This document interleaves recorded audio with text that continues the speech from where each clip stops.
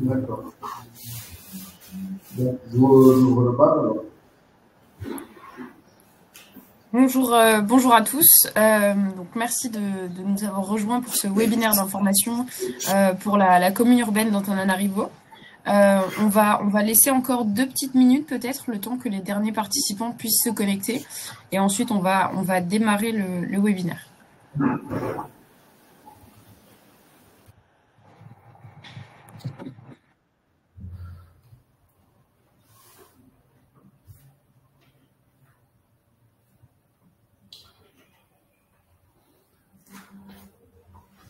Normalno vidite cităm citeți? Normal nu citeți?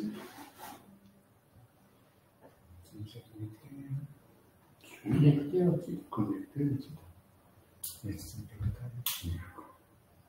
Ah, il y a vidéo, feuille type. J'essaie de voir pourquoi je ne suis pas connecté. Alors, je n'apparais pas sur comment on va dire ça, sur l'écran en tant que Franck. Vous m'entendez?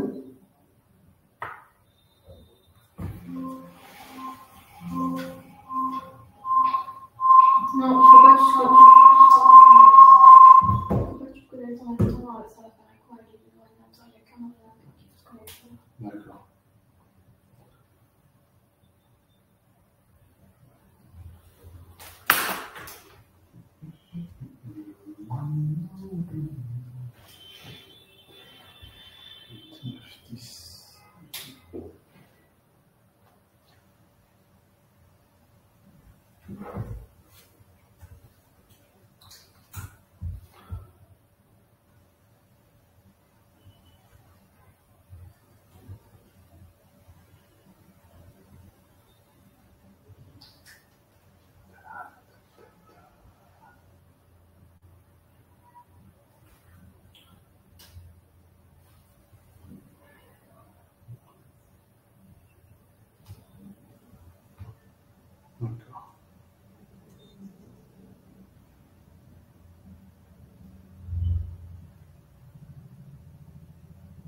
Alors, bonjour à toutes et à tous.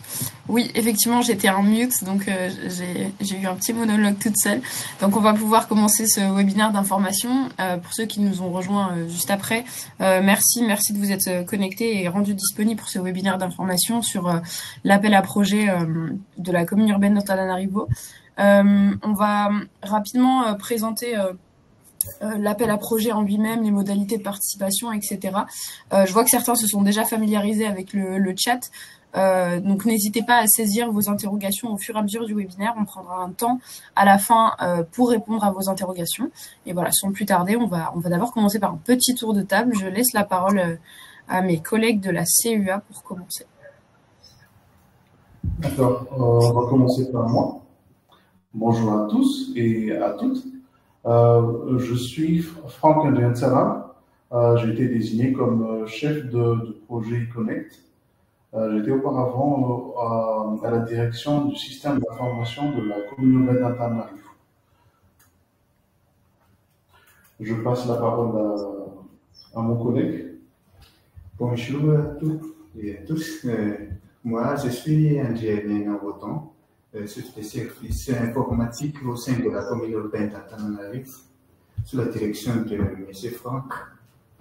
Vous entendez? Oui. D'accord.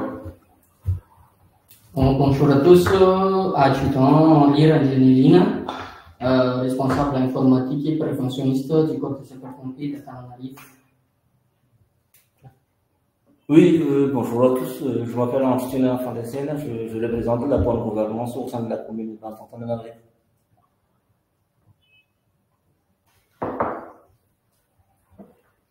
Voilà pour les représentants de la CUA. Merci. On va peut-être enchaîner, du coup, on va laisser la parole côté CUA et on va peut-être laisser la parole à Elsa, qui est du coup côté région Île-de-France.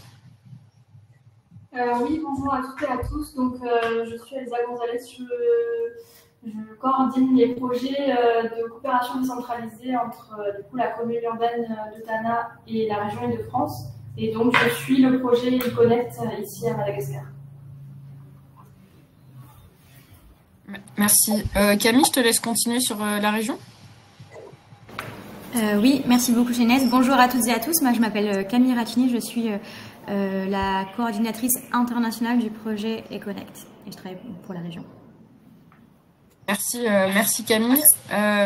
Malheureusement, Pauline et Arnaud n'ont pas pu nous rejoindre pour ce webinaire d'information ce matin, mais ils sont également côté région Île-de-France, donc chargés de mission Asie et Océan Indien, et Arnaud chargé de mission, mais un peu plus sur l'intégralité du projet eConnect.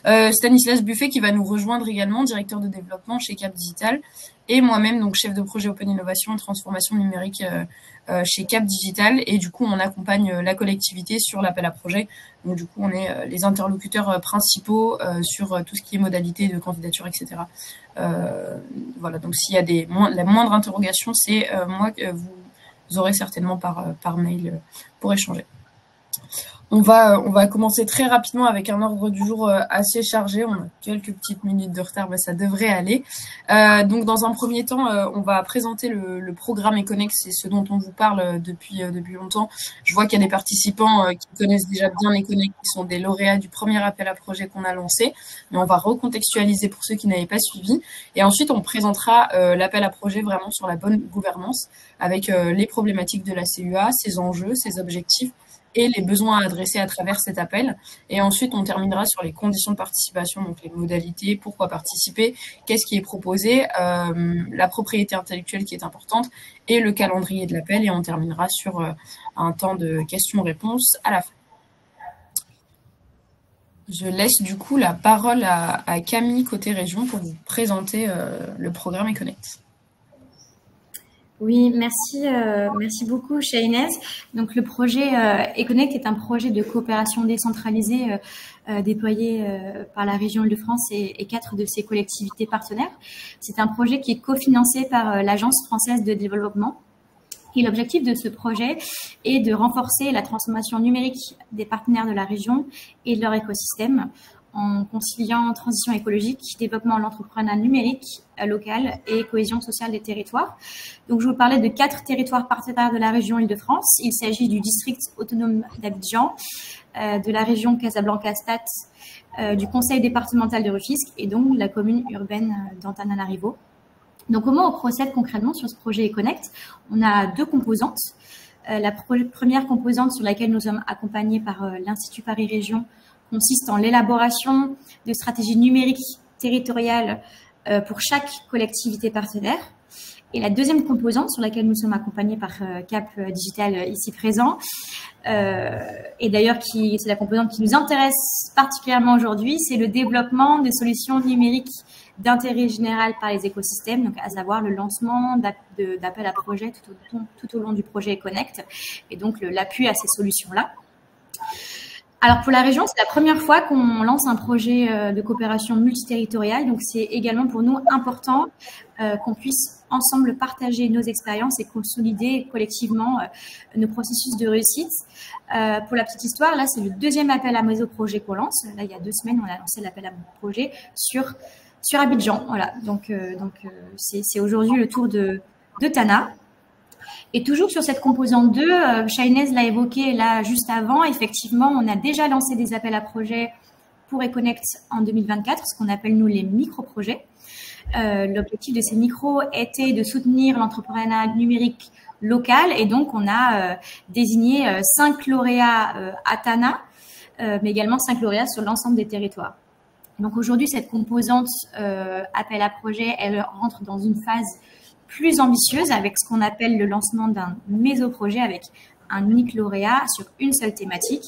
Et voilà, au vu des échanges en atelier qu'on a eu avec la CUA et collectivement avec l'écosystème, on s'est mis d'accord sur voilà, le lancement de l'appel à méso-projet sur la thématique de la bonne gouvernance. Et donc voilà, je laisse Franck et Chaynesse vous en dire plus sur cette thématique-là.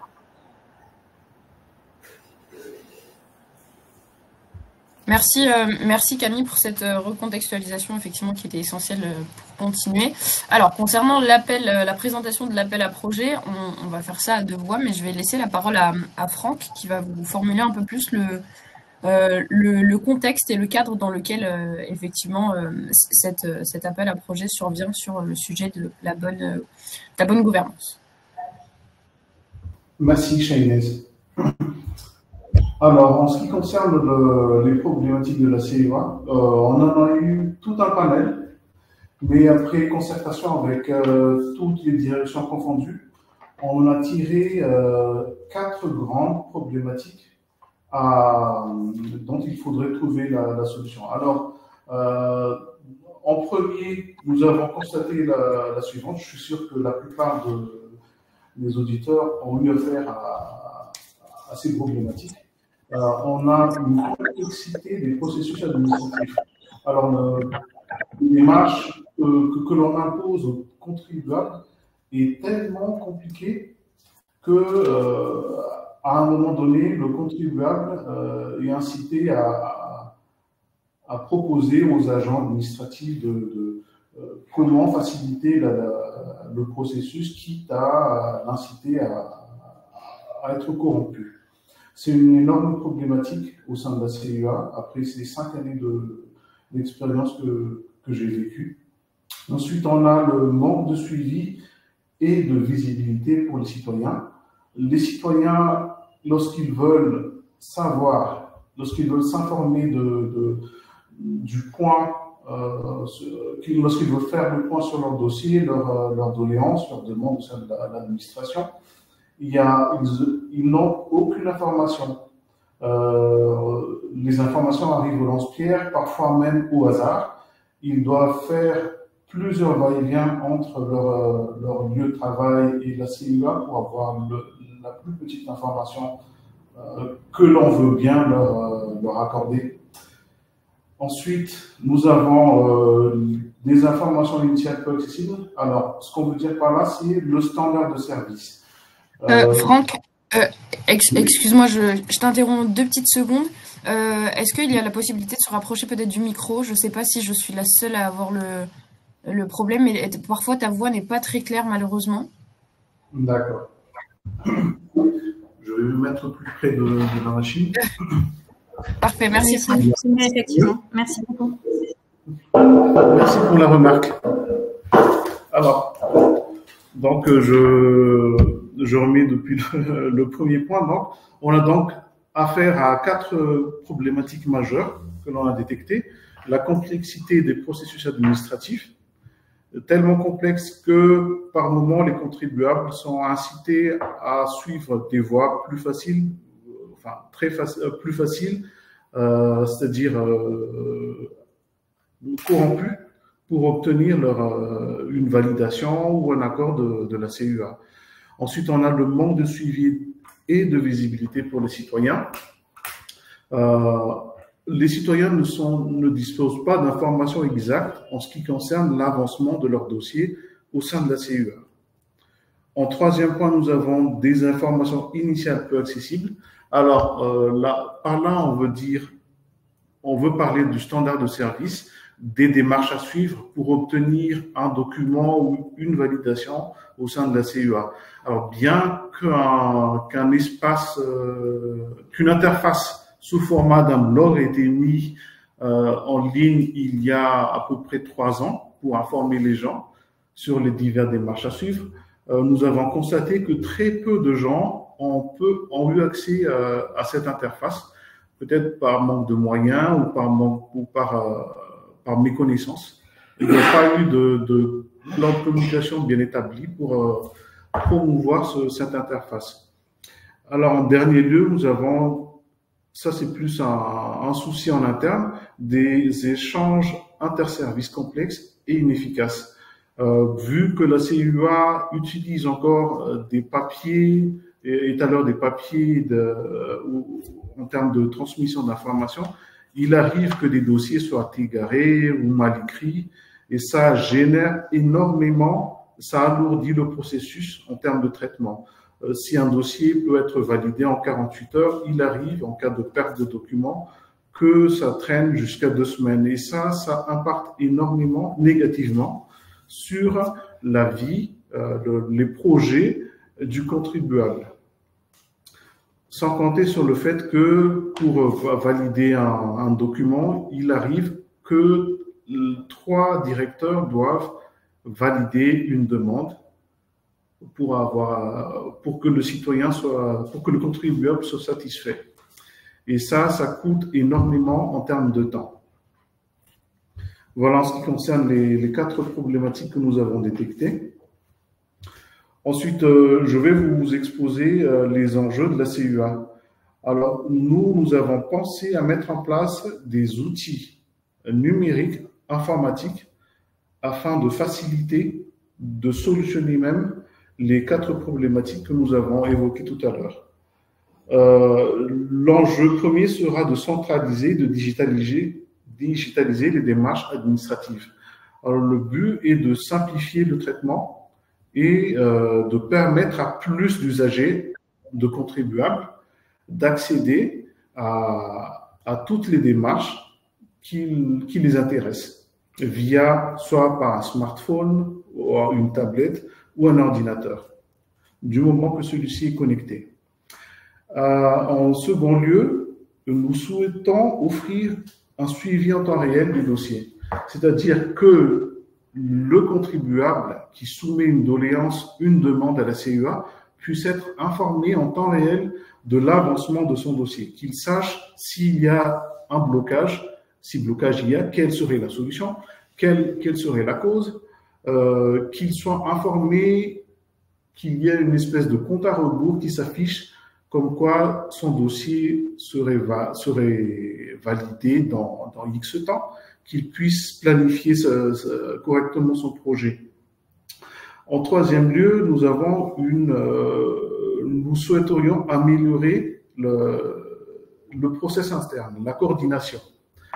C'est-à-dire qu'à travers cet outil que nous allons mettre en place, qu'il y ait une interaction efficace entre les services concernés pour valider une doléance. Que le maximum de processus soit fait à travers le numérique, que l'on commence une transition vers l'abandon du papier et du stylo. Voilà, en gros, donc, les enjeux. Ensuite, en ce qui concerne les objectifs, nous allons commencer par mettre en place, nous avons choisi de commencer par mettre en place une interface numérique. Et pour cela, nous avons choisi principalement 2 directions pour commencer. Nous allons initier cela à travers la cellule de la bonne gouvernance et de la lutte contre la corruption. Et ensuite, nous allons l'étendre au sein du corps des sapeurs-pompiers. Alors, vous vous demandez sûrement pourquoi ces 2 directions. Nous considérons que la bonne gouvernance et de la lutte contre la corruption, et c'est la base, le ciment qui relie toutes les directions à travers la CUA. C'est cette cellule qui surveille, si vous voulez, comment chaque direction fonctionne. Et s'il le faut, c'est à eux d'apporter des solutions pour améliorer le processus, la méthode d'approche de chaque direction pour traiter chaque cas. Cette cellule est censée travailler c'est une cellule transversale, elle est censée travailler avec toutes les directions confondues. Ensuite, en ce qui concerne le corps des sapeurs-pompiers, pourquoi nous avons choisi cette entité? Nous estimons qu'il est temps pour ce corps de se moderniser, de mettre en place un système informatique qu'il mérite pour qu'il puisse travailler efficacement et intervenir de manière efficiente auprès de la population. Parce qu'il faut je dois vous préciser une chose, le noble métier qu'ils font, ils sauvent des vies. Ils font en sorte d'écarter le danger vis-à-vis de la population. Donc, c'est tout naturellement que nous avons choisi les sapeurs-pompiers pour être les bénéficiaires de ce projet. Donc, l'objectif est bien sûr de faciliter la création, la gestion et le suivi des dossiers pour accélérer, améliorer, rendre efficiente la réactivité et la transparence des services concernés au sein de la CEA. Donc, voilà pour ma part.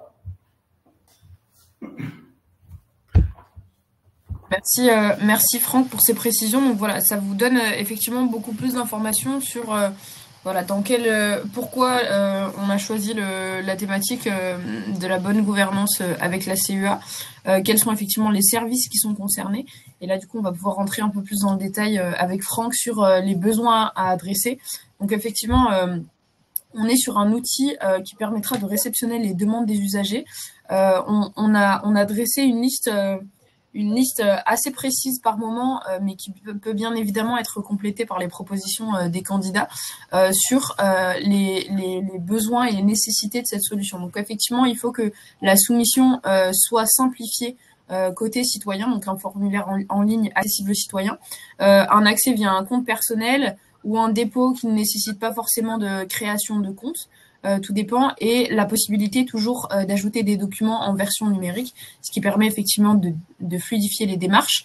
Il faut également que ces démarches puissent ensuite être identifiées. Est-ce que ça concerne la cellule de la bonne gouvernance ou est-ce que ça concerne des demandes pour les sapeurs-pompiers, que les demandes puissent également être qualifiées. Est-ce que c'est une doléance pour la bonne gouvernance, là où il n'y a pas forcément d'urgence, ou est-ce que c'est un signalement d'un incident pour les pompiers, là où effectivement il y a une certaine urgence pour ces demandes-là. Ensuite, la création et la gestion des dossiers. Donc là, on n'est plus sur le côté CEA. Effectivement, il faut que les demandes puissent créer automatiquement des dossiers. Donc effectivement, ça génère un dossier unique avec une référence grâce à laquelle l'usager pourra toujours suivre son dossier. La possibilité également d'associer cette demande à un usager identifié. Si celui-là peut être identifié effectivement auprès des services de la CEA, ça permet de retrouver effectivement toutes les informations nécessaires propres à l'usager qui a déposé sa demande. La possibilité également d'ajouter des informations complémentaires après le dépôt du dossier initial, effectivement, venir l'agrémenter de justificatifs en complément. La possibilité également d'avoir un historique des actions. Effectivement, il faut que la CEA puisse suivre les modifications les modifications et les démarches, les traitements qui ont été effectués sur les dossiers. Si par exemple ça concerne 2 services en même temps, il faut qu'il y ait un historique pour qu'effectivement la CEA soit efficiente au niveau du traitement de ces demandes-là. La possibilité de notifier par message, donc SMS ou email, l'usager de la bonne réception et de l'évolution de sa demande. C'est le point que relevait Franck sur le manque d'informations concernant le traitement des demandes des usagers. Franck n'hésite pas à compléter des choses sur lesquelles je ne rentre pas forcément dans le détail. Effectivement, un interface côté agent, donc concernant la cellule de la bonne gouvernance, il faut effectivement un accès sécurisé pour les chefs de service et les agents qui sont habilités.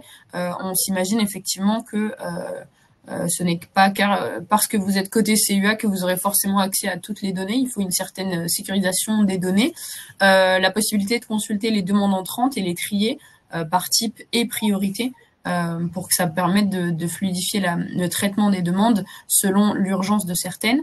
Voilà, et la création de tickets pour un suivi interne et la planification des actions côté CEA. Concernant l'interface pour les sapeurs-pompiers, on a effectivement envisagé un module qui soit bien spécifique pour gérer le signalement des incidents. Donc parce qu'on n'est pas du tout sur le même type de demande entrante de la part des citoyens.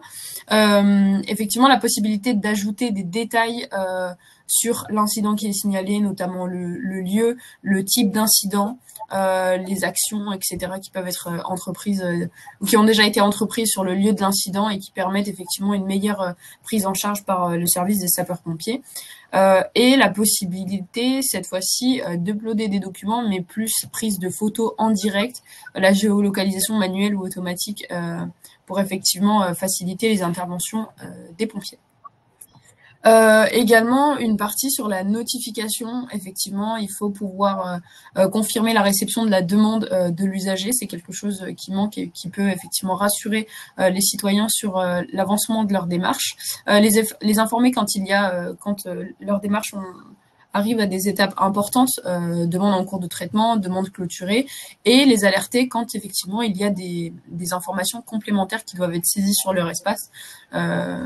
Plutôt que, les informer directement les citoyens avant que eux-mêmes ne reviennent vers la CUA pour connaître l'état d'avancement de leur dossier. Et bien évidemment, le suivi en temps réel pour les usagers via une interface, un lien unique, on a parlé tout à l'heure d'un numéro de dossier, etc., qui leur permettra en temps réel de consulter l'avancement de leur dossier, au-delà de ces notifications qui sont envoyées à des étapes clés du traitement de leur demande. Concernant les besoins techniques, effectivement, donc on a parlé d'une plateforme web pour les citoyens, donc et un portail forcément interne pour les agents de la CUA. La technologie USSD également pour les personnes qui n'ont pas forcément accès à des connexions, qui ne sont pas forcément familiers avec le digital, mais qui auront pu saisir leurs demandes directement via la CUA. C'est important de penser à ce type de population également. La sécurité des données, forcément, il faut un hébergement sécurisé pour respecter la confidentialité des données. Là, on est effectivement que sur le service de la bonne gouvernance et des pompiers. En termes de confidentialité, on n'est pas sur des dossiers majeurs. Est-ce que vous voyez toujours l'écran grand? Ouais. On n'est pas sur une grande confidentialité, mais voilà, à l'avenir, c'est vrai que la solution a pour ambition, je reviendrai dessus plus tard, la solution a pour ambition d'être déployée auprès d'autres services. Donc effectivement, il faut anticiper cette sécurisation des données. Scalabilité, forcément, parce qu'effectivement, l'ambition, au-delà de la cellule de la bonne gouvernance et des sapeurs-pompiers, l'ambition de la CUA et de ce programme eConnect, c'est d'étendre cette solution aux autres services de la CUA. Mais pour l'instant, pour une expérimentation de 6 mois, on reste sur 2 services concernés et forcément des interfaces qui soient multilingues pour s'adapter aux besoins locaux. Donc effectivement en malagasy, en français et en anglais si possible. J'avance effectivement. Donc voilà, ça c'était pour vraiment les besoins à adresser de la solution. Donc effectivement, l'appel est déjà lancé depuis lundi. Vous avez des formulaires, on reviendra un peu plus sur les modalités de participation pour candidater, mais ce qui sera attendu de la part des candidats, c'est effectivement de démontrer la pérennité de leur projet, donc démontrer leur capacité d'adaptation de leurs solutions aux besoins qui sont formulés par la CUA. Effectivement, parfois la liste des besoins à adresser est non exhaustive, donc on est bien évidemment preneur des initiatives et des propositions autres de la part des candidats. Ça, c'est toujours apprécié. Et forcément, il faut que on soit en mesure de se projeter sur les conditions techniques, financières et calendaires de votre proposition. Concernant le périmètre fonctionnel, effectivement, je l'ai évoqué. Pour l'instant, sur 6 mois, on est sur le développement d'un démonstrateur qui s'adaptera directement au service de la bonne gouvernance et des pompiers. Mais à l'avenir, effectivement, on envisage, l'ambition est vraiment de pouvoir étendre cette solution digitale à d'autres services de la CUA. Donc il y a autant le service de l'urbanisme, des transports, etc. Concernant les contraintes à prendre en compte, effectivement, concernant les contraintes organisationnelles pour les services qui seront concernés, forcément, il y aura une nécessité de former les agents à l'utilisation de la nouvelle interface pour garantir une phase de test qui soit vraiment optimale. Une adoption forcément progressive par les citoyens et la possibilité de les accompagner en présentiel pour les publics non numériques dans les locaux de la CUA. Voilà, c'est quelque chose à envisager, bien évidemment, pour que la solution soit bien évidemment utilisée par la population. Et concernant les besoins techniques, un élément majeur qu'on doit porter à votre connaissance, c'est l'absence de connexion stable et de matériel informatique pour certains services. Vous trouverez plus d'informations sur le site eConnect. Mais voilà, c'est vrai qu'il faut effectivement envisager cette contrainte technique. Et forcément le fait que pour l'instant on se limite, comme je le répète, à 2 services de la CUA. Concernant les conditions de participation, est-ce que Franck, tu voulais quelque chose déjà sur les besoins adressés, etc. Pour l'instant, non, c'est bon. Okay. C'est bon. Je vais continuer du coup sur la partie conditions de participation. Donc, concernant les modalités de participation, effectivement, il me semble que parmi les participants aujourd'hui, il y a des entreprises françaises et des entreprises malgaches. Donc, le challenge est ouvert forcément à toute entreprise capable de répondre à la problématique et aux besoins adressés. Donc, seules les entreprises malgaches peuvent candidater seules. En revanche, des consortiums peuvent être montés soit entre entreprises malgaches, mais il y a la possibilité de monter un consortium avec une entreprise malgache et une entreprise francilienne pour aller chercher des compétences complémentaires. Ce qui signifie qu'une entreprise francilienne ne peut pas candidater seule, il faut forcément une entreprise malgache dans le consortium. Voilà, il y a la sous-traitance qui est autorisée dans une certaine mesure. Je vous inviterai à consulter le règlement de l'appel. Je crois qu'on est sur 20% de sous-traitance autorisée. Et voilà. Et pour le montage de consortium, on va mettre à disposition un formulaire sur lequel vous pourrez formuler votre volonté de monter un consortium, quelles sont les compétences dont vous disposez, les compétences que vous recherchez chez un partenaire, et on essaiera de vous mettre en relation avec effectivement ces autres acteurs qui cherchent un consortium tout comme vous. Donc effectivement, il y a un formulaire de candidature qui sera disponible sur le site eConnect. Je vous mettrai le lien du site eConnect juste après dans le chat. Donc il y a un formulaire de candidature qui est mis à disposition. Il y a également le formulaire du consortium qui est mis à disposition sur le site eConnect. Si vous avez des interrogations, vous pouvez nous contacter sur le mail openinnovation@digital.com. Mais voilà, pour candidater, il faut effectivement compléter le formulaire de candidature, nous faire parvenir les documents qui sont demandés, donc effectivement votre proposition technique avec un plan budgétaire, un plan opérationnel détaillé, et s'il y a d'autres documents à nous faire parvenir, vous pouvez nous les envoyer par mail avant la date de clôture qui est le 28 mars à 18h JMT +1. Voilà. Et pour toute information complémentaire, vous avez également des ressources qui sont sur le site eConnect. Je vois que c'est une question qui a été posée. Le replay du webinaire sera disponible sur le site eConnect. Les slides présentés aujourd'hui également. Il y aura à l'issue des questions qui vont être posées aujourd'hui une FAQ qui sera mise à jour en fonction des interrogations qui seront posées. Vous avez le règlement de l'appel, vous avez un template de candidature qui reprend très grossièrement les grosses étapes d'un dossier de candidature et ce que cela doit prévoir. Et je crois que je n'oublie rien. Et également le formulaire de consortium, pour le montage de consortium, avec les contacts de ceux qui ont déjà formulé la volonté de monter un consortium.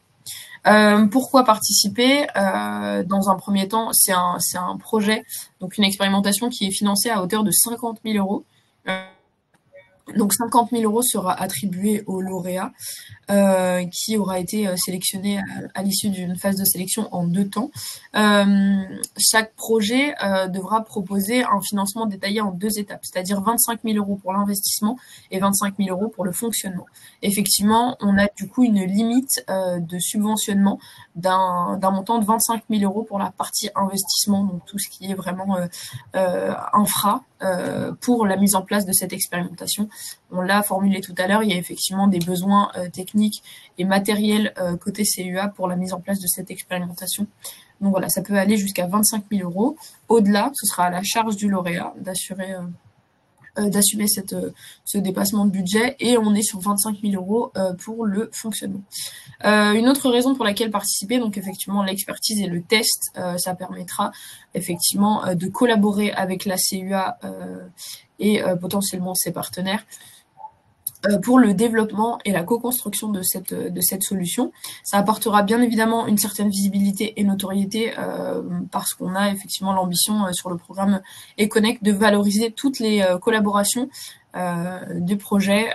Les lauréats qui ont été d'ores et déjà choisis pour les micro-projets pourront en témoigner. Le but, c'est vraiment de faire gagner en visibilité aux personnes qui participent au projet eConnect et effectivement des perspectives économiques.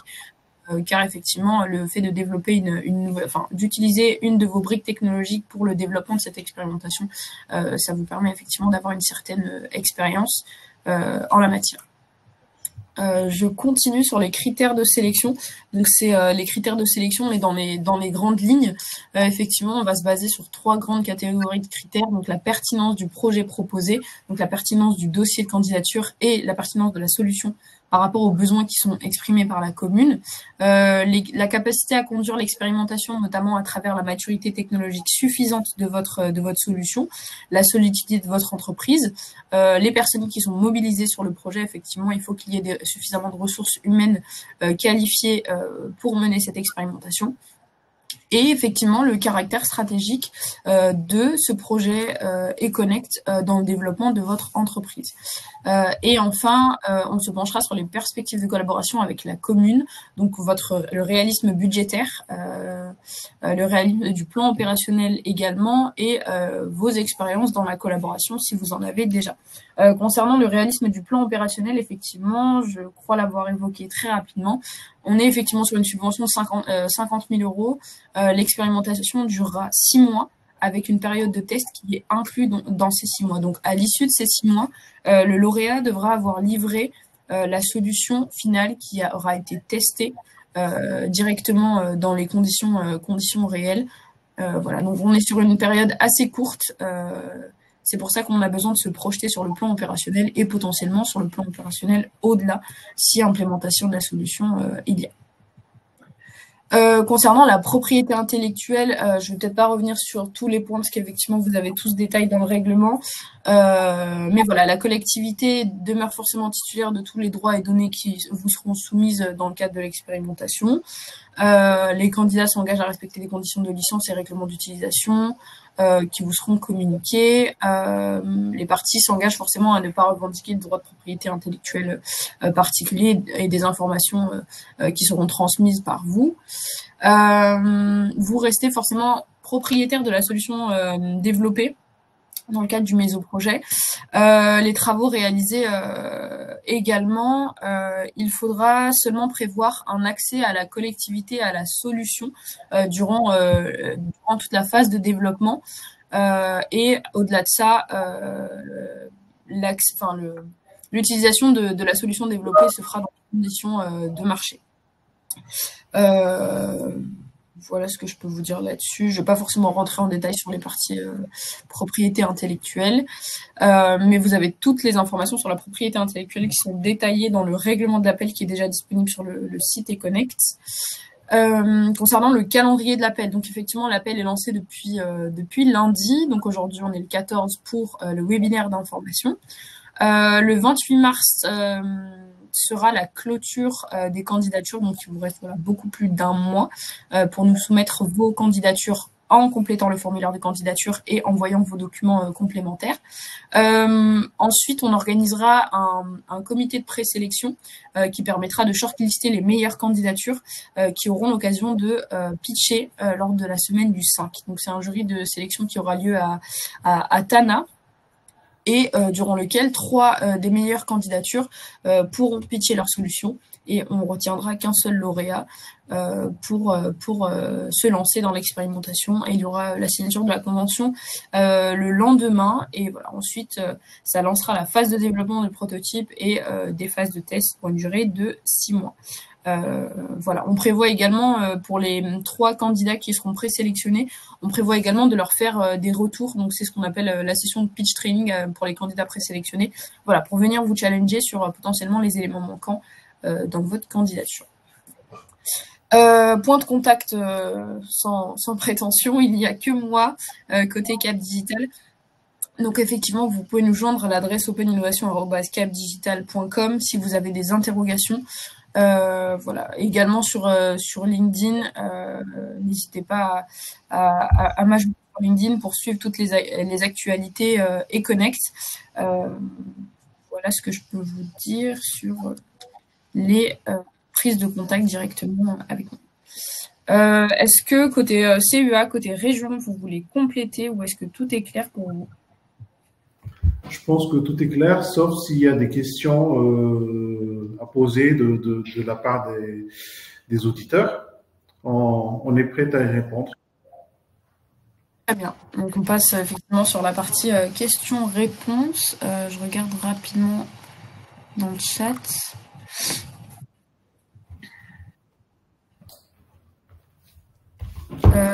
Il y a déjà des questions auxquelles on a répondu. Donc effectivement, le webinaire, le replay du webinaire sera disponible sur le site, les slides également. Le PowerPoint, du coup, oui, sera sur le site. Est-ce que la transmission de formulaires sans création de compte est obligatoire? Quel est l'intérêt pour vous? Qu'est-ce que vous appelez création de compte? C'est effectivement la possibilité pour l'usager de créer directement sa demande sans forcément qu'elle soit rattachée à un compte citoyen, etc. C'est ce que vous entendez par là? Je crois que c'est la question d'Eric sur le chat. Je vous laisse peut-être compléter votre question sur le chat et j'y reviens juste après. L'hébergement sera assuré par le prestataire, coût annuel financé, comment, scalabilité, qui peut engendrer un coût qui peut évoluer.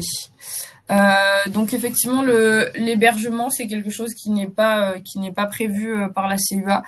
Il faut effectivement, dans sa proposition, voir comment cela est possible d'intégrer cette partie hébergement. La partie hébergement, effectivement, elle rentre plus dans la partie investissement du budget. Donc c'est quelque chose qui est possible. Effectivement, ça engendrera forcément un coût, mais là, dans le cadre de cette expérimentation, on est effectivement que sur 2 services. Donc, on est sur une solution qui se limite pour l'instant. Voilà, effectivement, c'est des choses qui sont envisageables si on passe à échelle et si on l'étend à d'autres services. Mais pour l'instant, effectivement, uniquement auprès de ces 2 services-là. Combien de formulaires souhaitez-vous mettre à disposition? Alors, Franck, je vais peut-être te laisser répondre à l'interrogation sur le type de formulaire mis à disposition, autant côté bonne gouvernance que pompier. Alors, en ce qui concerne les formulaires de doléances, je suppose, hein, c'est de ça que M. Eric veut évoquer. Alors, il y a plusieurs types de doléances. Bon, ça peut être des signalements comme ça peut être des doléances. Ça n'a pas encore été délimité jusque-là, mais on pense d'abord à mettre des formulaires pour signaler les incendies, les risques d'éboulement pour les pompiers, des cas de noyade, d'accidents de circulation, et autant de cas qui peuvent... on va mettre en place en fait un formulaire, mais sur lequel le lanceur d'alerte, si vous voulez, peut signaler plusieurs incidents suivant une liste que nous allons établir. Donc là, pour commencer, on va mettre en place juste un formulaire, mais qui peut très vite se développer en fonction de nos besoins. Un formulaire standard, voilà. Très bien, merci Franck.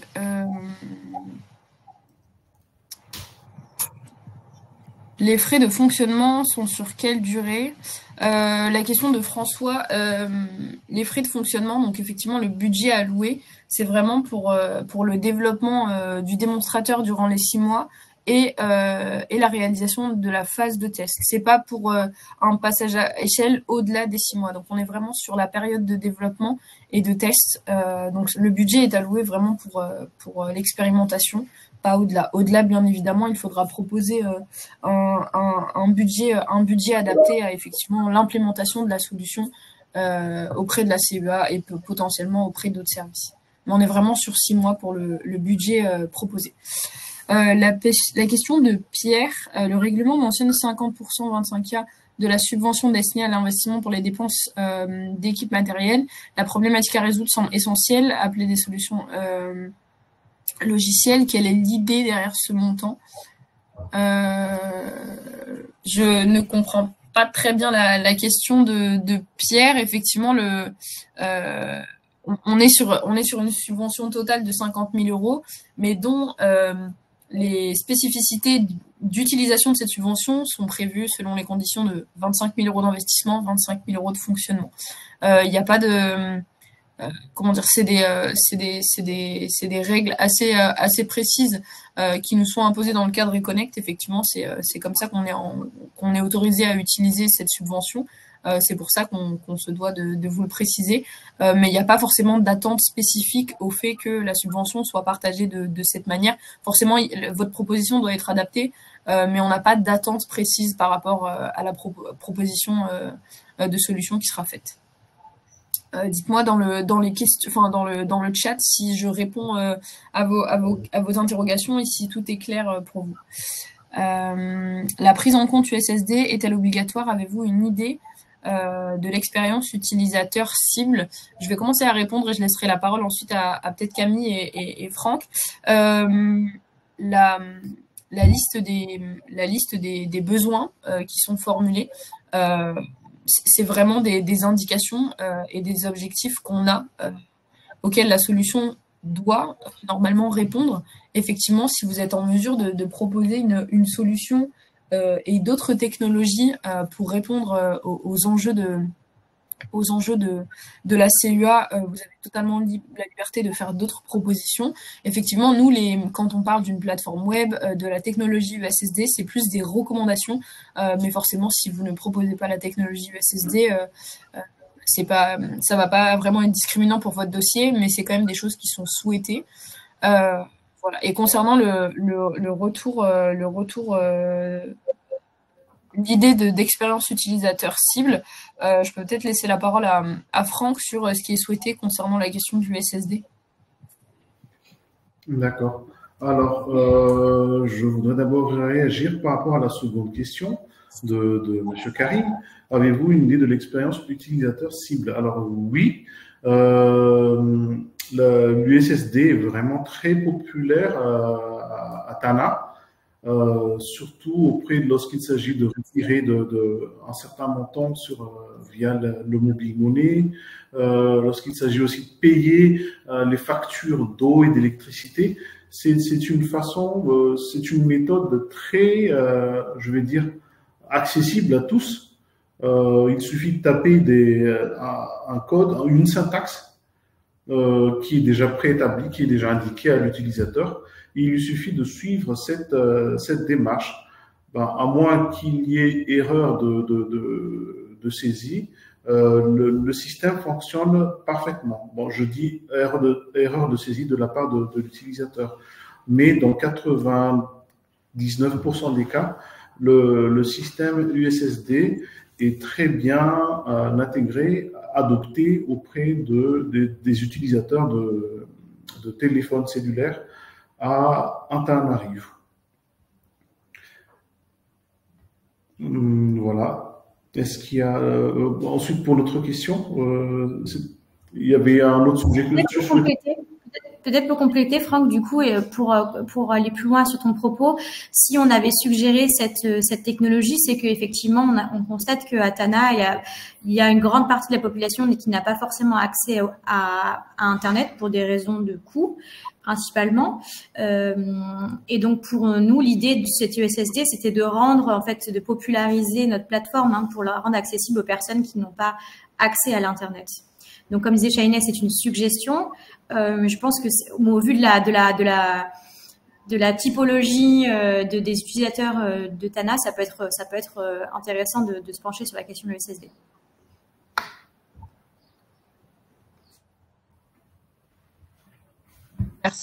Merci Camille et Franck pour ces précisions. Alors, je continue sur la liste de questions. Jean-François Mozambique, qui était d'ailleurs lauréat Econnect dans le cadre des micro-projets. Pour l'USSD, est-ce que la CUA ou les partenaires peuvent intervenir auprès des opérateurs téléphoniques Orange, YAS, Airtel, car il faut avoir 1 million d'utilisateurs du NAP. Ça, je laisserai ensuite la parole à la CUA. Et ensuite, le lauréat du précédent appel à projet peut-il postuler à ce MESO? La réponse est oui. Vous avez la possibilité de répondre à l'appel, même si vous avez déjà été lauréat micro-projet, parce que les micro-projets, c'était vraiment des appels qui étaient distincts et il y a aucun lien direct vraiment avec votre participation au micro-projet et votre participation au MESO-projet. On est vraiment sur 2 appels bien distants, avec des règles totalement différentes. Peut-être Franck sur la question de l'intervention de la CUA auprès des opérateurs téléphoniques pour l'USSD. D'accord. Bonjour à Jean-François. Je suis heureux qu'il fasse partie de l'aventure. Alors, pour répondre à la première question, Il s'agit d'un projet dont le but est de développer la commune urbaine d'Antananarivo et aussi, par l'occasion, de développer le mindset de la population. On peut éventuellement approcher ces trois grandes entreprises pour leur expliquer le contexte et l'objectif.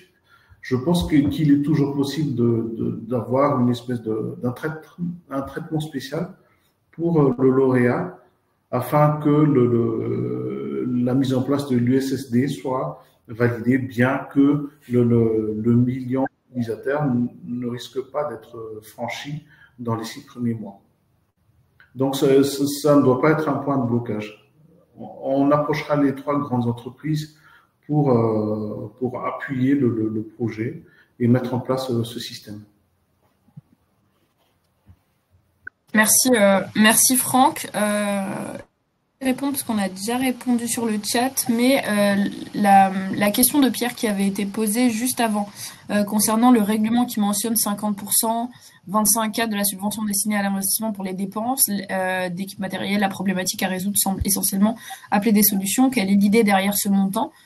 Donc Pierre a précisé sa question en indiquant que les frais d'investissement semblent fléchés vers les dépenses matérielles dans le règlement. Cela semble exclure le développement logiciel. Est-ce le cas? Si oui, cela me paraît surprenant au vu des problématiques à résoudre. Et du coup, Stanislas, qui nous a rejoint, a répondu qu'effectivement, les matériels correspondent à 50%, ce qui correspond à la partie investissement, et les frais de développement, donc temps homme, développement de la solution, correspondent aux 50 autres pourcents, donc les 25 cas supplémentaires qui sont alloués au fonctionnement. Pour répondre à la question de Pierre, le cas d'usage, la question de Taïna, le cas d'usage de signalement des incendies aux sapeurs-pompiers est clair. Par contre, pourriez-vous réexpliquer le cas d'usage d'une demande de doléance, notamment quelles sont les informations demandées? Alors, je vais pas revenir en détail sur le besoin adressé effectivement pour la partie bonne gouvernance, mais effectivement, pour l'instant. Et c'est quelque chose qui sera développé lors de la phase d'expérimentation. La commune urbaine de Tana vous transmettra les éléments sur vraiment les attentes et l'essence même de ce formulaire qui devra être proposé aux usagers qui voudront saisir directement des doléances. Mais là-dessus, on est sur des informations assez simples. Être en mesure d'identifier ou pas l'usager qui formule sa demande, des interrogations sur entre guillemets le préjudice qu'il a subi auprès de la CUA et des services effectivement qui le poussent à formuler cette doléance, et la possibilité de potentiellement joindre des justificatifs avec des pièces jointes, des documents à uploader, etc. Mais on est vraiment sur un formulaire assez simple pour l'instant concernant le traitement des doléances de la bonne gouvernance. Et ensuite, durant la période d'expérimentation, c'est quelque chose qui sera un peu plus détaillé directement pour les 6 mois. Voilà. Et sinon, je vous invite, Taïna, effectivement, à revenir sur le site Econnect, là où on a détaillé tous ces besoins-là. Et si vous avez d'autres questions, n'hésitez pas à nous les envoyer par mail directement. Je reviens sur la question... Donc, une question à laquelle je n'ai pas répondu.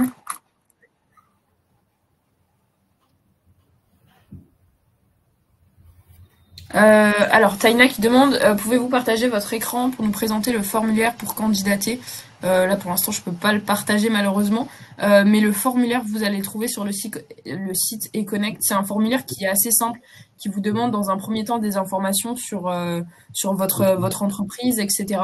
Ensuite, l'activité principale de votre entreprise, et ensuite, comment vous prévoyez de répondre avec une description assez succincte. Et ensuite, on vous demande des justificatifs. Donc, on va vous demander un justificatif comme quoi votre entreprise est bien enregistrée auprès des services compétents à Madagascar, il faut effectivement que votre entreprise soit existante, et ensuite votre proposition de réponse. Donc ça peut être un PowerPoint, ça peut être un document Word qui précise quelle est votre réponse à l'appel. Et voilà, ensuite vous pouvez joindre tous les justificatifs que vous jugez utiles pour compléter votre demande. Et j'en profite rapidement pour vous mettre le site le lien du site eConnect dans le chat, là où vous pouvez consulter effectivement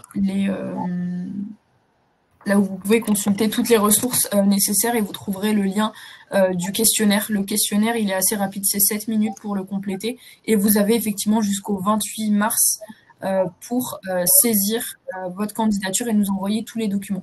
Donc ça vous permet d'aller consulter dans un premier temps le formulaire, de préparer vos éléments et de revenir vers nous une fois votre dossier terminé. Je crois qu'on a répondu à toutes les questions. Je vérifie juste pour n'oublier personne.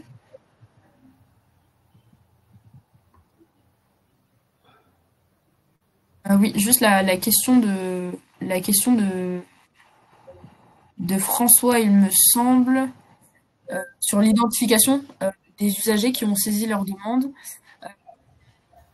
Suivant la nature des informations, RGPD, etc., il faut avoir une idée précise, car si on est sur une pièce d'identité, il y a des prérequis.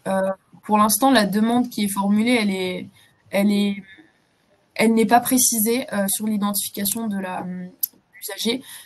Effectivement, ça sous-entendrait avoir une certaine compétence pour demander les justificatifs d'identité ou pouvoir directement identifier les usagers de la CEA qui saisissent leur demande avant même qu'ils n'aient joint leur justificatif d'identité. C'est pas quelque chose sur lequel on veut forcément aller, parce qu'effectivement c'est complexe et ça va au-delà des compétences de la CEA. Mais voilà, on est assez preneur sur les propositions d'identification rapide des usagers de la CEA. Et concernant la problématique de numérisation, effectivement, il faut la possibilité, c'est assez simple, je pense, mais il faut effectivement que les usagers aient la possibilité d'uploader les documents, voilà, s'ils sont connectés sur un ordinateur, uploader un document, ou la possibilité également de se rendre auprès de la CEA, et la CEA peut le faire directement sur place pour les personnes qui sont qui n'ont pas cette capacité digitale entre guillemets et qui auraient besoin d'être accompagnés pour compléter leur dossier directement en présentiel à la CEA, parce qu'effectivement digitaliser les démarches, c'est une bonne chose, mais il faut vraiment penser à tous les usagers, et tout le monde ne sont pas forcément familiers avec le digital.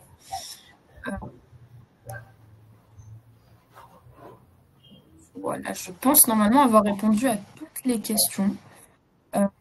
Voilà, donc vous avez le site eConnect. Si vraiment il y a la moindre interrogation sur l'appel, les modalités de participation, n'hésitez surtout pas. On se tient à votre disposition pour y répondre. Voilà, la clôture de l'appel est prévue, je le répète, le 28 mars à 18h JMT+1. Voilà, d'ici là, on se tient à votre disposition et n'hésitez pas. Côté CEA, Camille, vous voulez ajouter quelque chose ou tout est clair pour vous ? Tout est bon. Merci en tout cas à Inès pour cette présentation. Merci à Franck également et à toute l'équipe Atana. J'ai pas de remarques de ma part. Tout s'est très bien passé. Merci à tous. Merci aux auditeurs. J'espère vous voir très bientôt. Super. Merci beaucoup. Et puis, Go Tana, c'est à vous maintenant de nous faire vos propositions. Qui, on l'espère, seront d'une grande qualité, mais on n'en doute pas. Merci beaucoup, je vous souhaite une excellente journée, un bon week-end, et voilà, vous avez tous nos coordonnées si besoin. Bonne journée. Au revoir. Bonne journée à tous. À très bientôt.